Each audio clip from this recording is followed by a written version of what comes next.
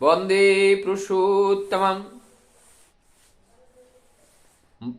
प्रत्येक जीवन में 3 कामधेनु होते हैं और आज हम चर्चा करेंगे कौन सी वो 3 कामधेनु होते हैं और जिस 3 कामधेनु जिनके पास सुंदर, सुस्पष्ट, सुस्वस्थ, सुरक्षित रख पाने में जो सक्षम होते हैं, जीवन उसका परिपूर्ण होते हैं, पूर्ण होते हैं। और वो क्या है? और वो हम लोग जब वेद में देखते हैं, ये यजुर्वेद में प्रथम अध्याय के 4th श्लोक में इस बात को बताया गया है। वो क्या है? सा विश्व आयु और सा विश्वकर्मा सा विश्व धाया। तो क्या है सा विश्व आयु? ये सा विश्व आयु का कि हमारे ये संपूर्ण जीवन, सा विश्व आयु, विश्व आयु, ये जो आयु है हमारे संपूर्ण जीवन की जो आयु है, इस आयु को यदि हम प्रभु के कार्य में लगा पाएं, उनके ही जीवन चर्चा में अपने जीवन को लगा पाते हैं, तो निश्चित रूप से कामधेनु की तरह, जैसे कामधेनु से हम जो कुछ चाहते हैं वो हमें प्राप्त होता है, ठीक उसी प्रकार से इस देह को जब परम पिता के कार्य में संपूर्ण आयु को उनके चरण में समर्पण करते हैं, समर्पित करते हैं, तो निश्चित रूप से हम इस आयु के अंतर्गत अनेकों चीजें हम सीख पाते हैं, जान पाते हैं, समझ पाते हैं।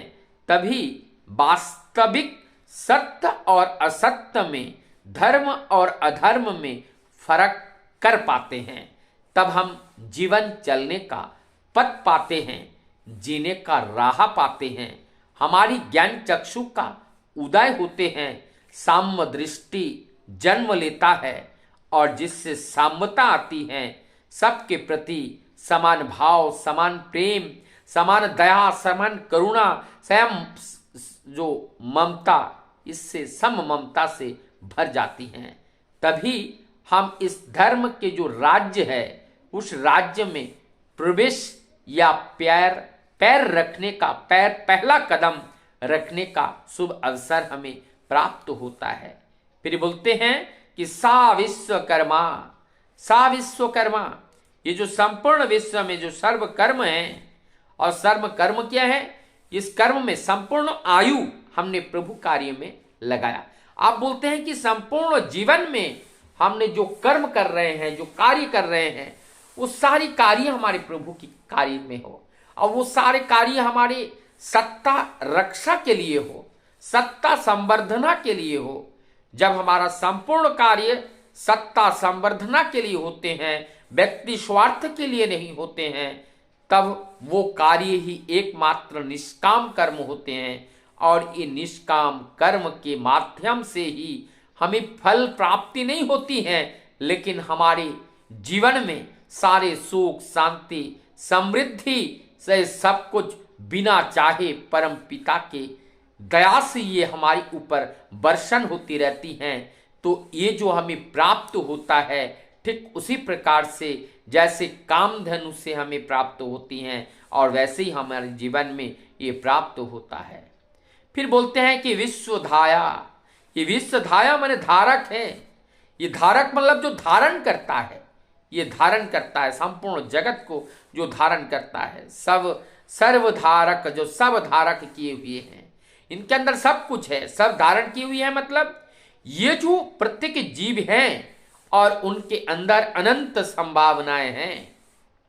और कब होते हैं?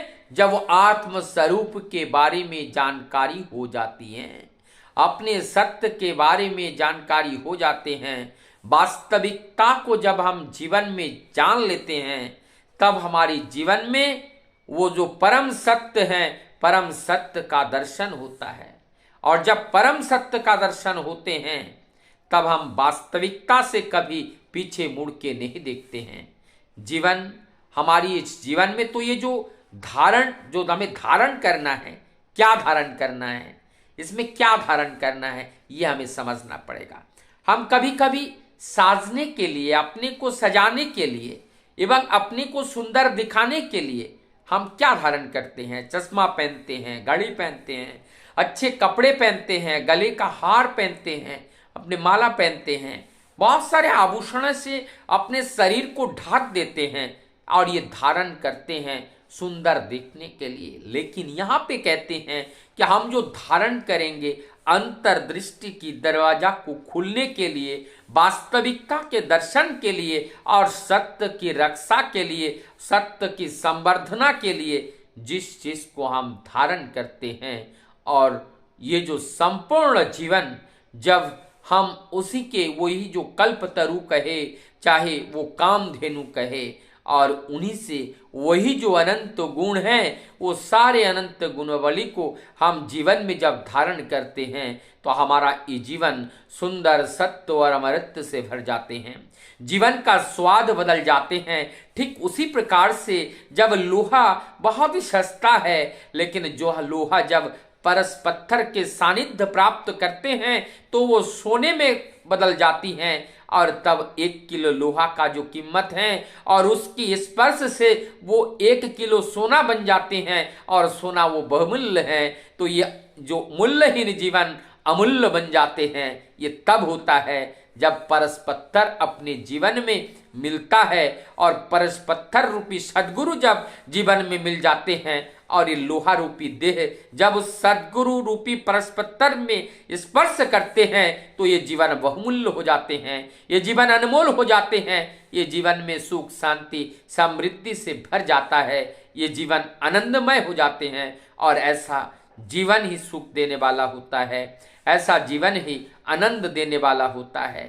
तो जो बात आज वेदों ने, जो वेद के अंतर्गत अंतर्भुक्त होकर के जो बात कह रहे हैं, परमपिता यही बात को अपनी भाषा में सहज सरल रूप में निरंतर हम लोगों को प्रेरणा दे रहे हैं कि ये वास्तविक रूप को जानो, वास्तविक सत्य को जानो, और अपने जीवन को उस अमर यात्रा के साथ अपने को जोड़ो, और इस जीवन में जो आनंद है उस परमानंद का आस्वाद का उपभोग करते हुए इस जीवन यात्रा में अपने निश्चित रूप से जय प्राप्त हो जाओ और दिग्विजयी बन जाओ, सर्व विजयी बन जाओ, और सर्व विजयी बन करके विश्व में वो सतगुरु का जो पताका है हर दिशा में फहराओ।